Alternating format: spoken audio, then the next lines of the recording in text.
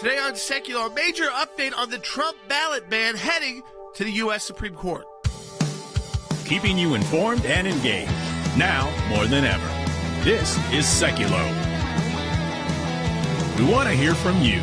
Share and post your comments or call 1-800-684-3110. And now your host, Jordan Secular. Hey, welcome to Secular. We are taking your phone calls to 1-800-684-3110 if you want to join us on the show. It's 1-800-684-3110. Our brief has been filed. We talked about the deadline today, and we've been doing that matching challenge, and we continue today throughout the matching challenge.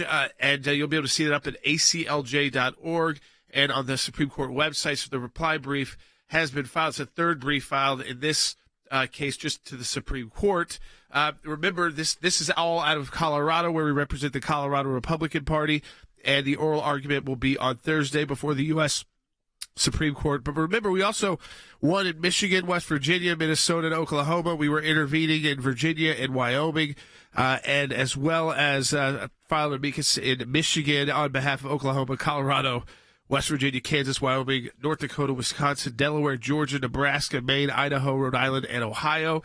But listen, there are states right now. There are states right now, including Hawaii, taking action in case the Supreme Court goes the way against President Trump. Yeah, so there is although right now, because of the situation, pretty much everything is on hold. But what is going to happen, and you're going to see this happen, I think, until there's a decision. Right. There are states that are going to still percolate along trying to keep Trump off the ballot. There's some 35 states involved. Now, like Jordan said, we represent, almost 20 GOPs as state parties. So I think we have to be clear here. This is what we filed as our opening brief in this case. Now, this was after we went through a whole series of briefs first. That's the reply brief. Let's go ahead and put up the brief. It's the red brief. So this is the opening brief that we filed at the Supreme Court. Do we have that in the? Okay. Well, we'll get that. And then we filed the reply brief today, technically. I say technically because you file it electronically, and then you have to file the printing copies. I don't know if the printing copies have been delivered yet. I guess they have. So the briefing is done. 84 briefs in this case. Count that again. 84 briefs in the case. I've done a lot of Supreme Court cases. I think that is the most I've ever seen in any case we've been involved in. Especially for a case that's gotten this quick. It wasn't like this was a case that was percolating for years, like most are. Most of these Supreme Court cases, if you thought about it, they would be multi-year battles that the legal systems, and you'd have law professors and jurists and former jurists being able to look at it over years. This was over a couple months. Yeah, literally. So to get 84 people, about 6 weeks. I mean, who wanted to weigh in on it. A lot of academics weighed in here. It's like they've been waiting for this case because they never. A lot of them have, because this is a deeply academic case. The consequences of the case are sobering and serious. And so serious that what it means at the end of the day here is whether a candidate can stay on the ballot when the state party has said that's who we want, or this group of people we want on the ballot, and you've got a Secretary of State simply saying, well, no, we're not going to do that. So it can't go that way. That's not the way it's supposed to work. So I am optimistic. I will tell you this. I reviewed every brief that was filed. We filed our reply brief, which is the one that's up on the screen right now, and that responded to not just the brief on the merits from the other side, but probably a half dozen of these amicus briefs. Some of the amicus briefs were just, he's an insurrectionist, throw him off the ballot. Others were serious. I mean, Mike Ludig's was serious. Former Department of Justice officials were serious. And Professor Akhil Amar's brief was serious, and we responded to those briefs. So much of this is that the oral argument's fine. It's, an hour and it's over. This one's going to be a little bit longer. It'll be like an hour and 20. But let me tell you, you win or lose these things on the briefing, and that's what's done here. Folks, your right to vote, as we said, is on the line here. Crew filed their brief calling for President Trump's removal. We have responded. The case is at the Supreme Court. The briefs are in. Our Supreme Court deadline was actually today. Every gift will be doubled dollar for dollar through our matching moment, but only until midnight tonight. So go to aclj.org and donate now. We encourage you to do that at aclj.org. That's right. You've got questions about this case, call us 1-800-684-3110 and how the effects, how it could affect this election cycle and in the future as well, and what issues are at play. 1-800-684-3110. We'll be right back on Secular.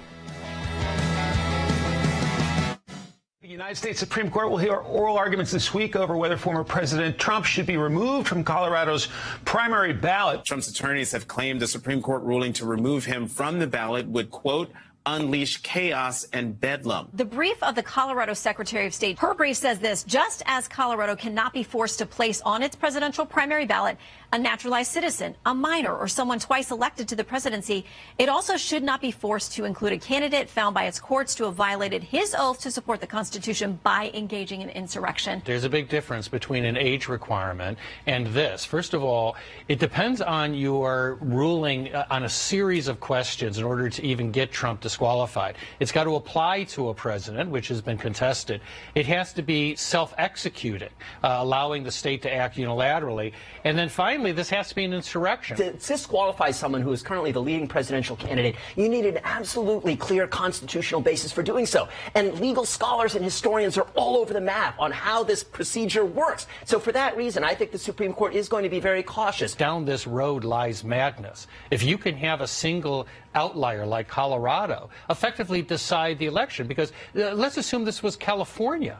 You could actually have California dictate an election unilaterally That by number taking of electoral. That's right, by the mere fact of the electoral votes. To give clarity to election officials and voters who are engaging in primary elections right now, it is essential that people know the answer to this question. I think we will hear very quickly. Remember, the Trump team asked the court to take it up over the Christmas break within 2 days. The court said they would take it. To grant oral arguments a month later, that's a rocket docket for the court. And they know absentee ballots are being sent out all over the country, so they realize they've got to decide quickly. All right, so talk to us on the air, 1-800-684-3110. This is a final day for our matching moment at the ACLJ. And I appreciate those of you who participated already as we were working on this reply brief, which was the deadline to file was today. It has been filed. You can go to aclj.org and actually see that. And it's a response to, if you read through it, it's a response to other briefs that have been filed. So you're going to see references to other briefs that were filed. A lot of those that were not necessarily party briefs. Some are, but were people that were, these law professors taking positions. And by the way, not necessarily based off their politics. Now, I would say, like the left, usually they unite. Yeah. But on the right, because they never can figure out what they agree upon, they love to disagree. People on the right against it. Yeah, that's what I mean. So you see that more often on the right than you do the left. Yeah, no, I don't. The left unites. I didn't see anything on the left supporting Donald Trump. No, there was one brief that was filed by one of the amici that was, I think, left of center, that said this idea of unilaterally taking people off the ballot violates your right of association, kind of the free speech argument. So let me put it back on the screen for you. This is the opening brief we filed after they granted review. We already filed briefs on that. So this was the first merit briefs. It's red. Andy and I were talking about that. We haven't filed a red one in a long time. But there we are. That's a red one, and that's our respondent's brief. Then we filed today with the Supreme Court the reply brief, which we believe the color, I think, on that one is orange. But we haven't gotten it back from the printer yet. You actually print these briefs, and it's been filed. But I think it's fair to say, Andy, and I want to get your impression on now that we've gone through all the briefs. Look, take nothing for granted here, because there were some good briefs on the other side. There were. I mean, there's arguments on the other side. So this is a case of first impression. Let's define what that means for people. First impression means the court has never heard anything like it before. It's the first time that the Supreme Court has taken up the issue of a potential presidential candidate being taken off the ballot by a state through the unilateral action of the Secretary of State of that jurisdiction, deciding that I'm not going to have him on the ballot because, in my opinion, he's an insurrectionist. Now, you have represented secretaries of state Yes, for many, many years. Many. And the idea that that person could do this themselves, to me, seems to be to me the crux of this. It cannot be that way, or else a Secretary of State in the South could have said to Ulysses S. Grant, he was the big general for the Union. Let's not recognize him on the ballot because we think he was an insurrectionist. Well, that's exactly right, Jay. I mean, you cannot allow 50 jurisdictions in the District of Columbia, secretaries of state or administrative officials in the elections department to make a decision who's going to be on the ballot or not. You would have absolute national chaos. Imagine there's a person in Maine who's the secretary of state. She says that President Trump shouldn't be on the ballot. She was an elector for Biden. That's a political move. Brad Raffensperger, the secretary of state in Georgia, says, I am not in a position and I'm not allowed, and the Constitution doesn't give me the right to ban anybody from the ballot. Other states would take different positions. So you could have a plethora of different positions all over the United States, and you imagine the election chaos that would ensue, and who would be the legitimate president at that point? So when I was going to ask you this, how is this, do you think, playing at the electoral base for the voters right now? Is it more confusion? I think Donald Trump so far has just been rolling along. First two primaries, it basically has had every candidate drop out but Nikki Haley, who's able to raise some money. And the latest poll out of South Carolina, and again, that was since it was down to the two of them, still showed with almost a 30-point lead over her in her home state. So that means that voters aren't paying a ton of attention to this as a possible. They don't see this as, they don't think the Supreme Court is going to disqualify President Trump, because they don't think that their vote is being wasted. In Iowa. They don't think their vote is being wasted in New Hampshire or in South Carolina. And I think all those states will be in. The question will be, do we get Super Tuesday before this? Now, some people have already voted Super Tuesday because of early voting. But the question is, March 5th is less than a month from February 8th. I mean, they're going to get a decision out before people head to vote on Super Tuesday. Let me go through some timelines, but I think is realistic here. Because that I think is where we'd really be able to figure out if it affected people. Yeah, people understand. So, look, as of today, the briefing will have been done for all sides. So all briefs are in, all amicus briefs are in. They will not allow additional briefing unless there was a supplemental decision in another case that was relevant. There's not here. So you don't have that. So I think realistically what you have is a scenario, and this is what I think is going to happen, where on the 8th, it's argued. That's the last you're going to hear this case for probably 10 days. Now, they will vote on it that very Friday, or they may even vote on it that Thursday in conference.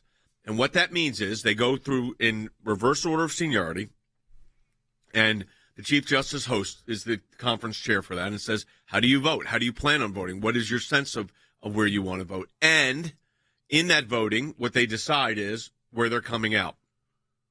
If there was a way to get a unanimous decision in a case like this, I think John Roberts would really work on that because it would show institutional credibility with the court. I think there's a lot of concern about that. Because remember during Bush versus Gore, which was a very close case, boy, it hurt the court's institutional view in the public. All they were doing, in my view, was doing their job. But here there is a number of ways they could go, which could keep Trump on the ballot without making a huge decision, but still an important one. Yeah. I mean, I think you start looking for an opinion from February 18th. When is Super Tuesday? March 5th? Yeah. Yep. Between February 18th and the end of the month. Yeah. Because I think that's when a lot of people you're going to have this mass of voters that are not going to have the interplay that the other voters have had with the candidates. What I mean is in Iowa, New Hampshire, and South Carolina, like these people have seen President Trump. He's been to a lot of events, or Nikki Haley has been to a lot of events. And there has not been much going on the Democrat side, so it's been the Republican side's been the place for any political action, and it's down to two candidates. But when you get to March 5th and Super Tuesday, it's not about that. Yeah, those states are not states. You might be in a big enough city that had a rally, or one of the big enough Republican strongholds that had a rally, but likely you didn't have like a personal interaction with the person running for president. So what the Supreme Court says is going to be important. People don't want to waste their vote on a candidate if it's not going to be counted. Well, that's the thing, and that's why I think the way they come out with the decision is going to be important, because we have this argument, which I think is textually correct, that it only applies to this disqualification clause, holding office, because that disability can be removed by 2/3 of the Congress. Yeah. They could vote 2/3 and say, no, even though he's founded that, we're going to let him serve or her serve. But so they could say, they could say, hey, this only applies to holding office. This is running for office. It doesn't apply. That's right. And maybe you get 9 on that. That would be an easy way to do it, wouldn't it? Because it would be. You would simply say he can run for office, he can seek office, but holding office is another matter. That, of course, just pushes the can down the road. And it could make it worse. And it could make it worse. But it could look like another election interference thing. Right. Mary Ellen's calling from Illinois on line 2. Hey, Mary Ellen. Hi, just listening to you all. I have a quick question. I wondered if you looked at from all those states that have filed the cases, which way they're red, blue states are leaning one way or another. Because here in Illinois, there was a request to take him off the ballot, and they ruled to keep him on, which I was very surprised. Yeah, a lot. There have been plenty of blue state courts that said no to this case. I mean, that Massachusetts and Illinois both said no. And Colorado was a blue state that said yes, you could take him off. Yeah. Maine is a blue state. They said you could take him off. That was a weird one because it had not even really got to court yet. And a lot of these, administrative. it's pending right now in New Hampshire, Vermont, New York, Virginia, North Carolina, South Carolina, Wisconsin, Texas, Because I think Mexico, some of these Alaska, get and brought California. by people. Yes. Against the Secretary of State. So you can't really go and say, oh, well, Georgia leads, statewide as Republican, but if a person can bring an action to force the Secretary of State to do something or not do something, the person's brought it that way. I do think the court has to rule before Super Tuesday. And let me tell you and that's that gets weird. Because there does need to be some certainty to this. Because when you get to Super Tuesday, that's the outcome determinative. That will be it for the Republican primary, likely. I mean, a lot of people think this is over already, and if South Carolina goes to Donald Trump, which is Nikki Haley's home state, almost by 30 points, then it's over then. She says she's going to stick in, and you said she's got the money. For now. But, Yeah. I mean, the money has to get actually into the account. We'll see how much they have to spend just to survive South Carolina. So I think what I'm saying is I think the court has no choice, Andy, here, but to move very expeditiously. Got to move quickly on this because the nation is waiting. And the Supreme Court's credibility as an institution, as you pointed out earlier, and I really want to emphasize that, is really very much on the line. And Chief Justice Roberts is really going to have to take some leadership role here to try to unify his court. I think that's why some of us thought they might not even take oral argument because of how these issues, and that they would Adds a little drama to it when we know it's not really it's not outcome determinative, the right. argument. But that brings a lot of attention to it, and a lot of people say, "Oh, what did this one say? And what did this one say? This was appointed by Trump." So if they were appointed by Trump, of course they're going to, all this back and forth. When in reality, I'd say that most folks, if you went through these briefing, especially the reply briefs that came through, I mean, these were lost. This was like law school hypothetical world. Oh, yeah, and that's why you've got so many professors weighing in on all sides, and some of the professors don't agree on one sentence, but they don't agree on the other sentence. Very academic. But let me tell you what it is. It's your right to vote. Yeah, and that's why it's a critically important case. We're in the last day of the matching moment for the briefing. We want to encourage you to go to aclj.org, have your gift doubled. It means any amount you donate is doubled. And if you can donate monthly and become an ACLJ champion, we're over 19,100 of those. Moving towards next goal is 20,000. So aclj.org, any amount you donate is doubled. And if you can just donate monthly, which is a great thing for us, you participate in all those matches because it'll be automatic. aclj.org/vote. Back with more in a moment.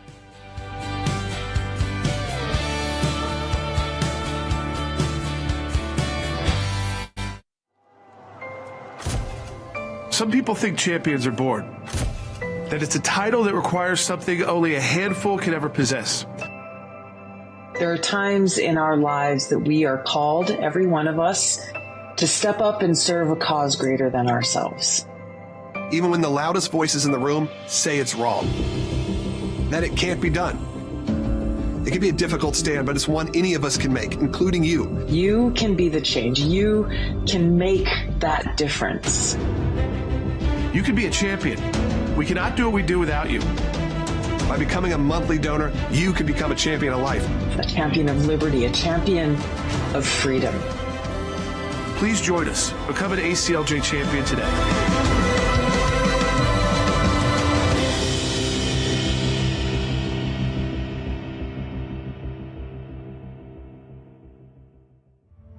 ACLJ champion reporting for duty, and I say it that way because without you guys, I could not bear the news that I'm hearing. You're fighting for decency worldwide. Hey, Jordan. Hey, Jay. I just want to let you know that I've supported ACLJ for 30 years and continue today. Thank you for all that you do. Yes, I'm a small monthly donor for several years. I love that you explain the law according to the Constitution and that you fight for everybody, the big guy and the little guy. I can't think of how many times the ACLJs were working over Christmas and Thanksgiving and New Year's while the rest of us were on vacation.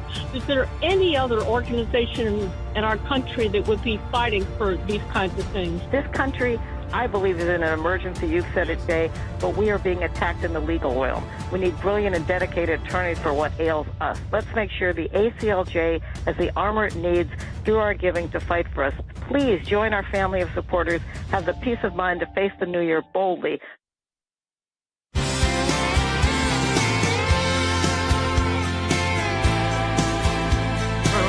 Just thank you. We're taking calls to 1-800-684-3110. That's 1-800-684-3110. We'll still pay close attention to what's happening in the U.S. Supreme Court as we get closer and closer there to that oral argument. And if you've got calls and questions about that as you see the briefing come in, which, by the way, you'll see pieces of it discussed in the news. This person said this person said this. And again, the oral argument will be on Thursday. So, again, no bad questions about this if you've got any at 1-800-684-3110. And a thank you for all those of you who participated in the matching moment, which you have until midnight tonight, because our team, again, it depleted a lot of funds at the ACLJ to do all of these cases. But as we always say, because it's great that we've got our donors and the support we have, because we're able to do those cases without even thinking about the funding side of it. Can we afford to do the cases? But that's because our donors step up, know that this costs money, know that this takes a lot of time of attorneys, and we have to be prepared for the next case that comes about too. And, of course, we're working on other cases ongoing. This is not the only issue that we've been working on. This would just happen to have a very quick timeline compared to other Supreme Court cases. Well, let's talk about some of the other issues we're talking about, and that we're heavily involved. We have an office in Jerusalem, and our office in Strasbourg, France, as well as our offices here, have been heavily involved in the situation in Israel. And there was a troubling report that has developed, and that was after weeks of private administration requests to produce fewer results than the White House wants. The sources have said that the U.S. is considering slowing or pausing the delivery of weaponry to force Israel into an extended ceasefire and also to get the hostages out. So this is being proposed. At the same time, there has been statements by Secretary Cameron of Great Britain and Antony Blinken, the Secretary of State, saying that we need to be prepared and Israel needs to just buckle up and prepare for a compelled two-state solution. Now, we've got a video up at aclj.org on Israel and Palestine, and it's called The Myth of Palestine, and thousands of people have watched it. But we may play it later in the broadcast. But let me tell you right now, we have taken direct action on this already ridiculous proposals coming from the United States and, unfortunately, Great Britain. Cece? Yeah, so last week, at the end of last week, we started drafting letters that we are sending out today to Secretary Blinken and Secretary Cameron, literally explaining how it would be so horrific if the United States and the UK just decide that they're going to acknowledge a Palestinian state outside of negotiations, that the only solution, the only way to a two-state solution is through negotiations between the Palestinian Authority and Israel, not for outside third countries just unilaterally recognizing Palestine, that it violates international law, and there have to be negotiations between these two parties, and we cannot reward Hamas for their illegal criminal actions against Israel. So I'm holding in my hands. We have these in the camera. These are the letters that we sent to both David Cameron and do we have those, Will, or no? Yes, there it is for our audience that's watching. And these are legal letter briefs and also one to Antony Blinken. So there you have it. So these are detailed work on the legal policies and political policies on this. Why is it important?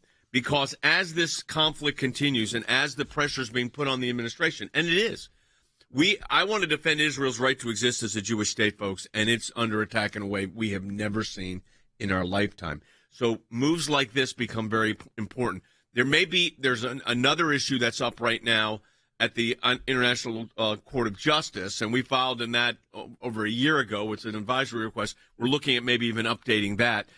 And we're putting together a global legal task force with our colleagues in Israel. That work starts on Wednesday, the day before the Supreme Court argument there. And we're trying to get a global approach to how to handle this. Right, which has always been our cause of action. I mean, we have been almost the sole defenders of Israel at the United Nations on the international stage, but we will never stop promoting that Israel has a right to exist. They have a right to self-defense, and they are not the ones that are causing the problem here. It is Hamas, and they cannot be rewarded for that. And in a little bit, I want to talk about what's going on in this hostage negotiation deal, too, because that's a big deal. Yeah, and of course, we still have not seen the funding come through from Congress. So you've got... What is happening there? I mean, you've got the funding bill was announced yesterday through the U.S. Senate that it was an immigration bill. It's got Ukrainian funding, which is much more, I think 4 times the amount that goes to Israel. So you think about how much we're spending in Ukraine on an issue we're barely even hear about anymore now.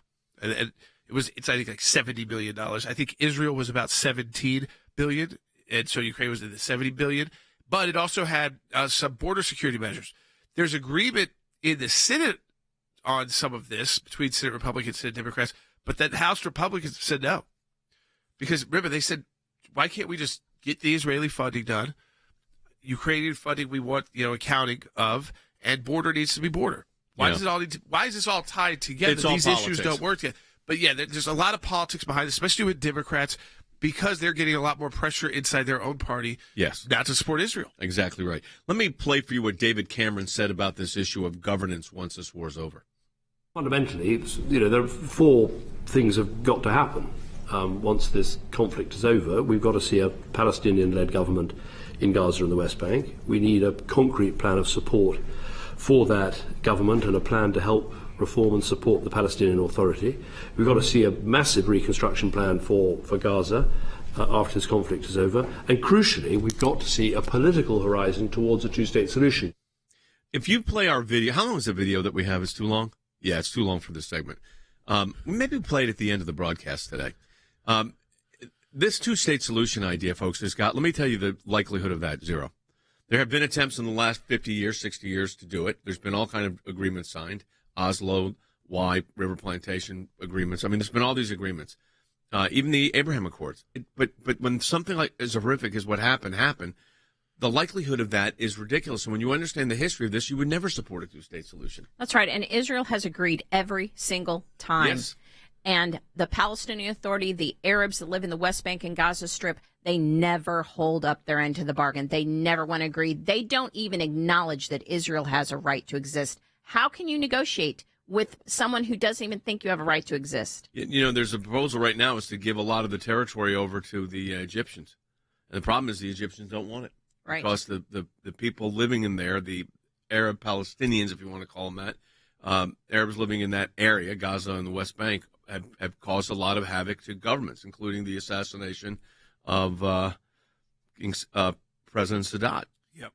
In the Muslim Brotherhood. I think, again, that you've got these very complicated issues, but the fact that the U.S., as we talked about last week on the broadcast, and the U.K. have thrown out there publicly, these reports first came from behind the scenes, but they've all been, confirmed now by David Cameron, confirmed by the spokespeople at the State Department and the White House and National Security Council, that if they are working on trying to get a plan to recognize a Palestinian state as we speak. They've all recognized that. Will not work. They would like to have one announced by the end of this conflict. When is the end of this conflict? Well, if you talk to Israel and there's no interference, they say it's going to take the entire, at least all of 2024. It's a real war. Yeah, there's a real conflict. You're right. Just like any other major conflicts would not be done in, a month or two. But if inside the United States there's a move to put pauses on this, that would be hard to see that ever restarting. That's the problem. So if you put a 4-month pause on this for humanitarian reasons, you're not going back to full-scale war after 4 months. Stand with us at the ACLJ. We're filing our brief. It's been filed this morning, and so any amount you donate is matched. You go to aclj.org/vote, or you go right to the homepage. It's there, too, and there's emails going out on it. aclj.org/vote. More to discuss when we come back from the break. Free Palestine! 1, 2, 3, 4! Occupation no more! 1, 2, 3, 4! Occupation no more! Israel is a terrorist state! Occupation no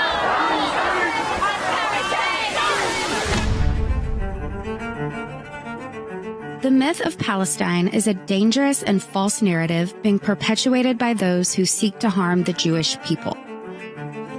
This narrative intentionally overlooks the thousands of years of history and the rightful ownership of the land by the Jewish people. It ignores the repeated attempts by Israel to make peace and the ongoing attacks and aggression from terrorist organizations like Hamas. We must not be deceived by this attempt to erase the Jewish people from their homeland.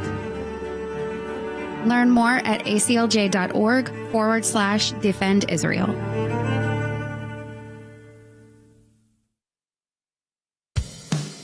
Keeping you informed and engaged. Now more than ever. This is Seculo. And now your host, Jordan Seculo. All right, welcome back to Seculo. We are taking your calls to 1-800-684-3110. That's 1-800-684-3110. So, briefing, we've got our matching moment, and we've had that launched since Thursday. We appreciate those of you who have donated that. We had a group of donors understanding the significance of all this briefing we have been filing in the case involving President Trump and the 14th Amendment. The reply briefs are due today. We've got ours in. The matching moment goes until midnight tonight, which means you could doubly impact your donation to ACLJ. And again, a lot of you took part in that. So now we, again, there's not going to be, things filed today that you'll be able to see. And then after that, it turns to the oral argument on Thursday. And then we wait. Likely, we aren't going to be waiting like we usually would for the U.S. Supreme Court, months away from now, because weeks, not months. Too many people are voting already. And people have already voted on this. Yep. Not just, by the way, in New Hampshire, Iowa and New Hampshire, but early voting going on for some of the Super Tuesday states. Definitely in South Carolina, that probably starts soon. And that is, like we talked about, determinative. Yes, a Super Tuesday will likely be the end of the Republican primary. Okay, so here's what you've got. The briefs are submitted as of today. That means all 84 briefs. Let me give you that number again. 84 briefs have been filed in this case. We went through every single one of them when we crafted our reply brief. Put that on the screen so people see what that is. This is the reply brief. So that's up there, and right there's the reply brief. And then the first brief we filed, of course, was our opening brief, and it's a red brief, and there it is. And so a lot of paperwork, because a lot of the briefing here is the absolutely most important part. On the 8th, there's going to be an oral argument. It's going to be 80 minutes. So you're going to have the Secretary of State is given a few minutes to argue. The lawyers representing the electors will have their time to argue. And then, Jordan, the lawyer that's representing President Trump will make an argument as well. Yep. But let me tell you this. The briefing is where it's at in these cases. Yeah, because this is about President Trump in this election, certainly. But the reason why, we're involved, too, with these Republican parties is this is about their future. Because they don't have to go through a primary process. Interestingly enough, in most of these states, if this kind of interference occurs for the state, the Republican Party can switch to a caucus system. Now, would the Secretary of State honor the caucus system and put that person on the ballot? I mean, it brings up all these issues. But what you have is legal uncertainty. I don't think it's boiled over much the campaign. I think most people think Donald Trump is the Republican nominee and he's going to be on the ballot. And they're assuming the Supreme Court here is. Are you surprised that Nikki Haley's raised the kind of money she has? She's raised a lot of money in the last couple of weeks. Not because the others got out while there was still time left to do something. For instance, if on Thursday we come out of that, and we're hearing the Supreme Court oral argument, and the thinking shifts that the court is unlikely to issue anything that would take Donald Trump off the ballot, even if they do something narrow or short term, then it won't affect Donald Trump. But if everyone comes away on Thursday thinking, hey, this could affect Donald Trump, well, then Nikki Haley's not just in this as a potential spoiler to Donald Trump. She's in it as the only remaining candidate left. Now, I think it tells a lot that all these other candidates thought that was not worth it. Yeah, I want to hear from her. None of them thought, I'd love to hear from her. Stay in it through this court case because we think the Supreme Court is going to beat Donald Trump for us. I'm curious to see what our listeners think. We'll open their phone lines at 1-800-684-3110, 800-684-3110.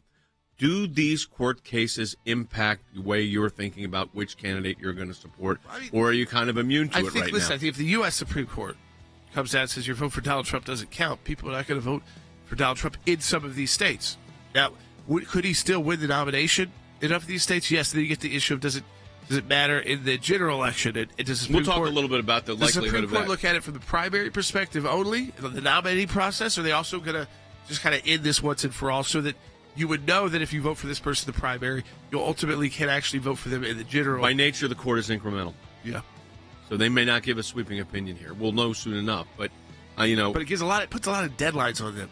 Not deadlines that they set, that's set by our election. Yeah, no question about it. Support the work of the ACLJ. Your gift will be doubled for our matching moment here. ACLJ.org. That's ACLJ.org/vote. Some people think champions are bored, that it's a title that requires something only a handful can ever possess.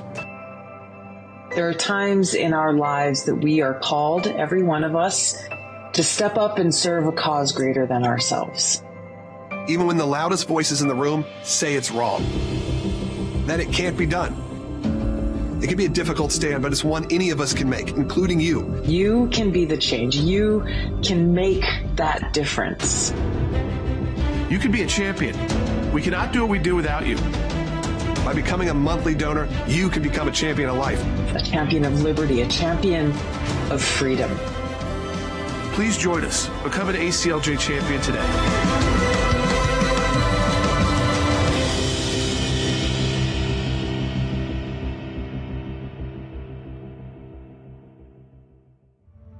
ACLJ champion reporting for duty. And I say it that way because without you guys, I could not bear the news that I'm hearing. You're fighting for decency worldwide. Hey, Jordan. Hey, Jay. I just want to let you know that I've supported ACLJ for 30 years and continue today. Thank you for all that you do. Yes, I'm a small monthly donor for several years. I love that you explain the law according to the Constitution and that you fight for everybody, the big guy and the little guy. I can't think of how many times the ACLJs were working over Christmas and Thanksgiving and New Year's while the rest of us are on vacation.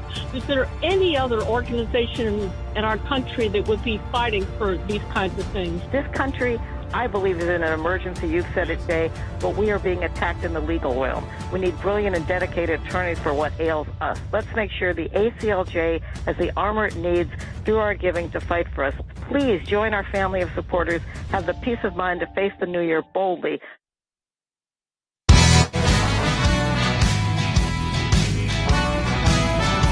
Back to Sekio. We are taking your calls to 1-800-684-3110. That's 1-800-684-3110.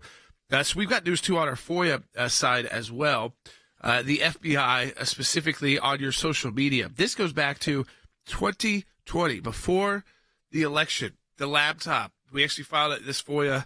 Do you have the title of what we filed? Was it 2020? 2022. Yeah. The Freedom of Information Act request for records of FBI requests to Facebook and other social media or news platforms to censor election-related information, including the Hunter Biden-related information. So we sent a letter on that one.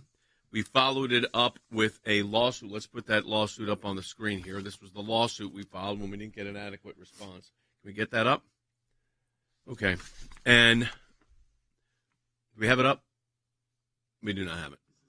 Okay. All right. There we go. There it is. I just want to make sure everybody sees it. There's the complaint that we filed. So we're in federal court. You have to understand, when they don't respond, we go to federal court on your behalf to get the answer. Now, here's the interesting part of this answer. This is what they're saying. And I think this is the concern that really points to it. And this is what they think. I think this is a internal email that we got through this litigation from the FBI, two FBI officials. It says, quote, "I think private industry is our most valuable asset, but we just don't have the manpower to provide much feedback at the moment.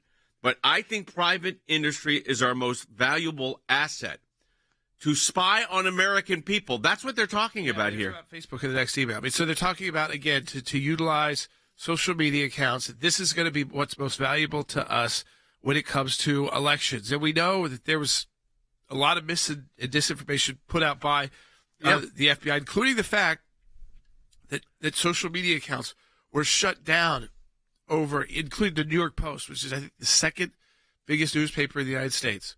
The New York Post was shut down, not allowed access to their Twitter account because they published about the Hunter Biden laptop. So we also have an October. We all know now was real. Yeah, October 26, 2020. This we got in the litigation, folks. That's why when we go to court, we get these things. It says Facebook would like to circle up with you, to the other FBI agent, to discuss the recent referrals provided regarding the Threat You Work. And the Threat You Work is their threat of whatever they view as somebody's domestic terrorist or information they want or political information they want.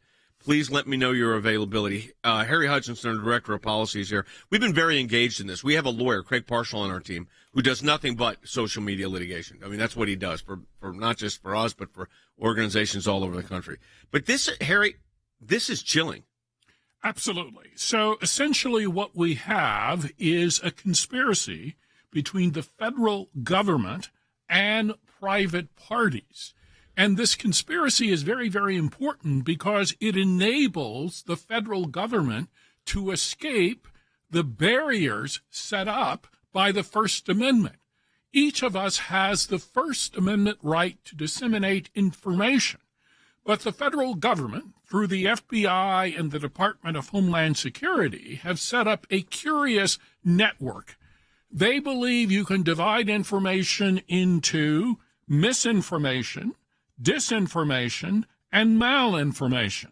So with respect to misinformation, allegedly, it's false information without intent to create harm. With disinformation, we're talking about false information with intent to mislead. And this third category, malinformation, is true information which is used to mislead. Under the First Amendment of the Constitution, we have the right as American citizens to disseminate malinformation, which is true information, which may indeed be used to mislead. It's called the political parties. The political parties engage in misinformation, malinformation, disinformation. So if the FBI is going to be rigorous, they would need to shut down the political speech of political parties. Of course, they're not doing that. They are putting their thumb on the scale, and essentially they are colluding with preferred political parties to affect the election. The scary part about this, or I think the shocking part, I guess, Harry, to say here, is that the government is so brazen about this. When you have I think private industry is our most valuable asset. That is it. When they say asset, they mean an asset to spy on the American people. And this disinformation, misinformation, as Harry has just discussed, raises a whole host of very serious First Amendment issues. Now, I wish I could tell you this was the only one, but it's not. So we also requested records from Twitter.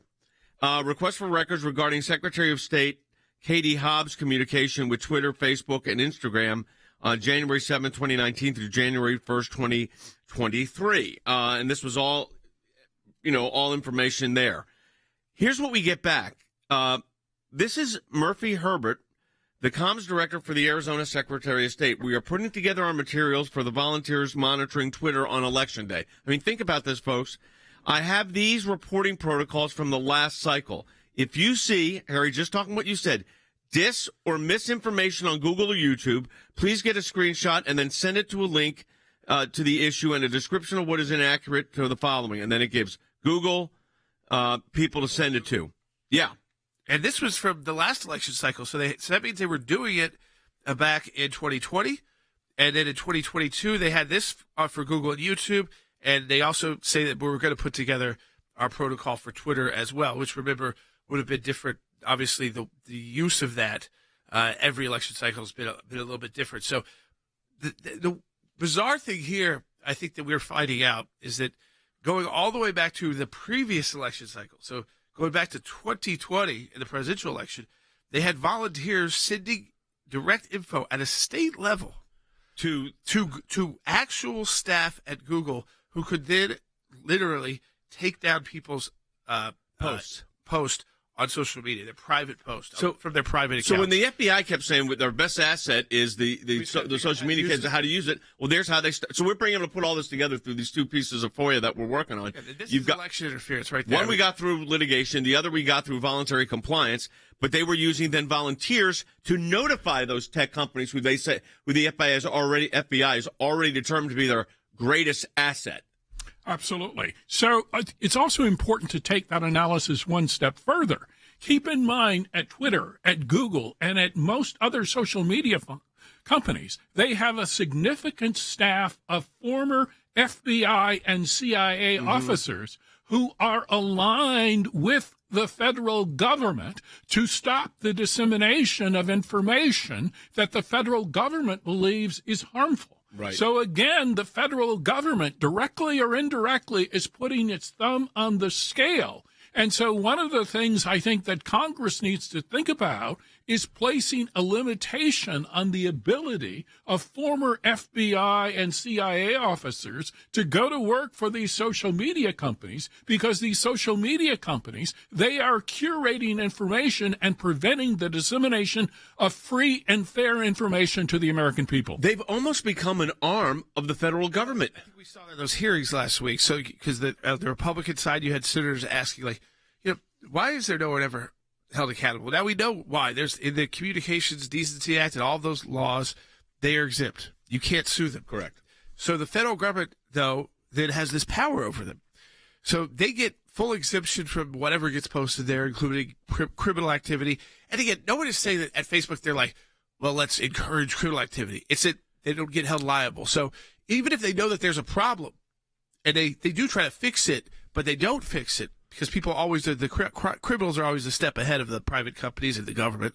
And so, again, they were pushed at this in the hearing. And it's not that I don't think that all of them are intentionally doing it. But here's what I think.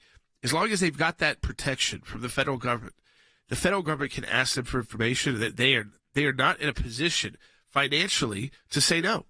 Because Right. if they become liable, they're not worth the billions of dollars. Because they actually would be sued all the time. I think they would lose a lot of these cases in court. And so it'd be a kind of legal, a whole new legal practice. I mean, imagine if you could put together these families of these kids who have been impacted by social media, who have taken their own lives. A lot of them were at the hearing, and they came together in some kind of, I don't know, a class action or something like that. Because if they didn't have that clear protection, there would certainly be cases like that. Have your family been affected by these accounts and the information that put out about you, even if it's not true? But they get immunity. Now, there's usually the government. We're told that you got that immunity so that the internet could flourish and so that the internet. We're past that point now. So now I think the government holds this immunity over the heads of these billionaires and multi-billion dollar year companies that still actually aren't worth don't make any profit. But they're able to say, you know what, you either do what we say or else. And we've seen that problem Facebook's had operating in countries like China and where they were operating until recently in places like Russia. That's why we've got on our team at the ACLJ, our lawyer that heads it up, his name is Craig Parshall, and he's an expert on all these media companies and how to engage with them. Your support of the ACLJ makes all of that happen, including briefs with the Supreme Court of the United States on emergency cases, which we're dealing with literally today. 84 briefs filed in that case. We want your support. ACLJ.org. We're in a matching moment. Your gifts are double. Just go to ACLJ.org/vote. That's ACLJ.org/vote.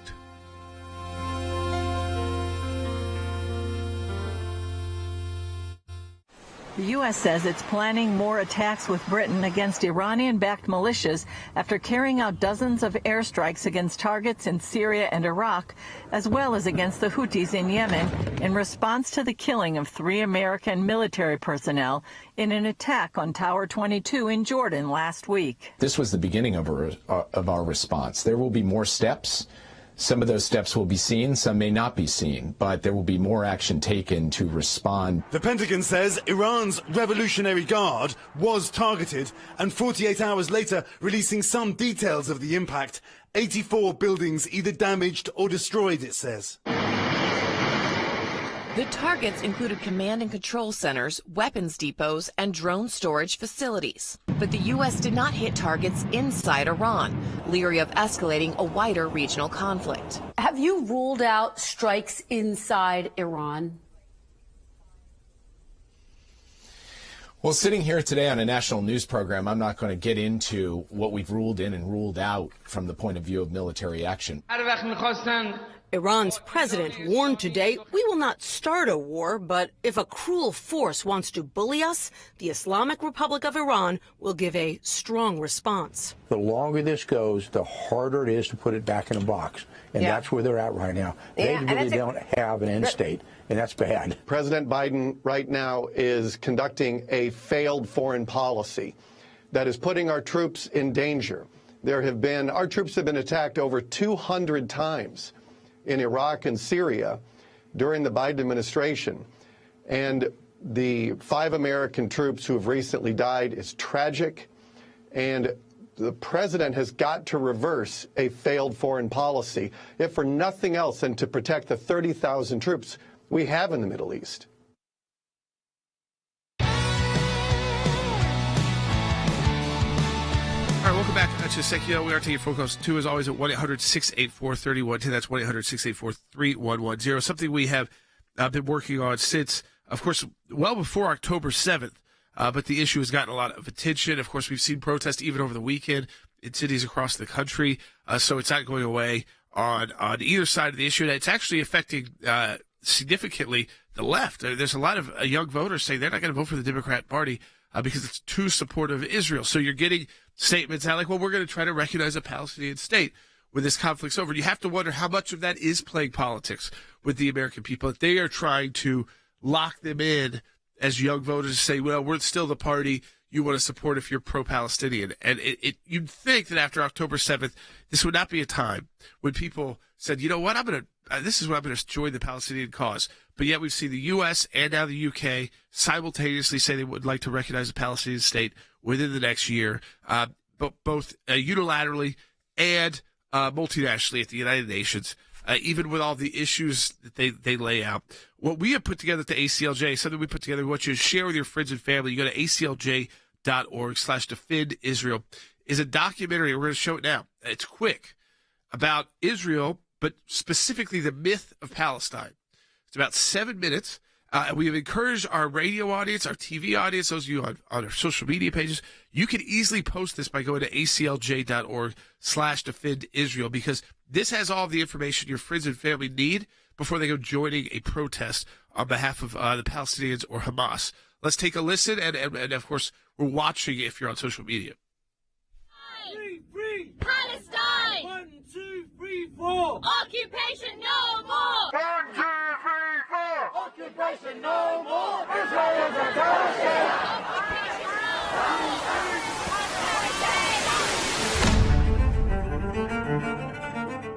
The myth of Palestine is a dangerous and false narrative being perpetuated by those who seek to harm the Jewish people.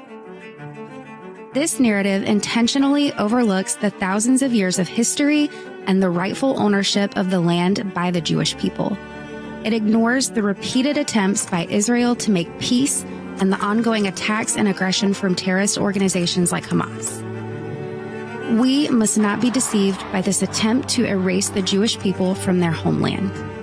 Following is the true history of Israel and the so-called Palestine.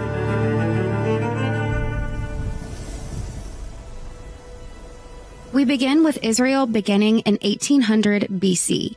Abraham heard the call of God and followed it to the land between the Mediterranean Sea and the Jordan River, the Promised Land. Shortly after, the Egyptians enslaved nearly all of the Israelites, and it wasn't until 500 years later that their descendants were able to return to the Promised Land. From then on, this region had a long history of conquest and power struggles, with Jerusalem at the center. From the time of King David's rule in 1004 BC to the Roman conquest in 63 BC, the city endured numerous shifts in power and the destruction and rebuilding of temples. 70 years later, the Romans drove nearly all Jews out of Israel, forcing them to scatter across the world. It wasn't until circa AD 136 the name Palestine first appeared after the Romans named part of Judea, Syria, Palestina to erase the Jewish presence in the land. Throughout the ensuing centuries, the region of Jerusalem continued to be subject to numerous conquests. In AD 638, Arab Muslims took control. Centuries later, Christian crusaders claimed the city, only to be defeated by Saladin, the Muslim Sultan of Egypt and Syria in AD 1187. The region then fell under the rule of the Ottoman Empire, Turks, in AD 1517. until 400 years later, when during the Great War in 1917, the British Empire conquered the region. The British made a public pledge, the Balfour Declaration, which aimed to establish a national home for the Jewish people in the area still known by the Roman name Palestine. Then, in 1922, 4 years after the war ended, the League of Nations created the Mandate for Palestine to reconstitute a national home for the Jewish people. The region was redrawn into what is now modern-day Israel, the Gaza Strip, the West Bank, and the Hashemite Kingdom of Jordan. Only 22% was left to create the Jewish state. Then, just over a decade later, from 1933 to 1945, the Nazi Party took power in Germany and massacred almost 2/3 of Europe's Jewish population. 6 million Jews. After World War II, in 1947, the United Nations adopted the Partition Resolution, a two-state solution to create another Arab state and a Jewish state in the remaining Mandate territory reserved for the Jews. In order to have peace with their Arab neighbors, the Jews accepted, but the Arabs rejected it and invaded Israel, which began the Arab-Israeli War of 1948. No state of Palestine was created. The state of Israel was. Over the following decades, the Middle East was marked by ongoing conflicts between Israel and its Arab neighbors. In 1964, the Palestinian Liberation Organization, also known as the PLO, was founded, whose ultimate goal was the destruction of Israel.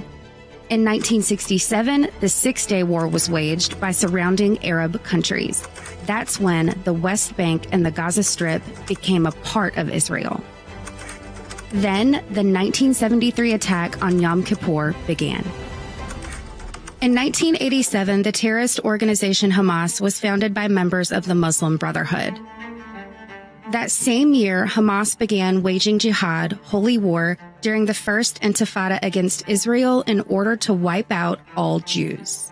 Between 1993 and 1995, Israel and the PLO made agreements for a peaceful resolution to the Arab-Israeli conflict. These agreements granted self-governance to the Arab populations of the Gaza Strip and West Bank in exchange for peace with Israel.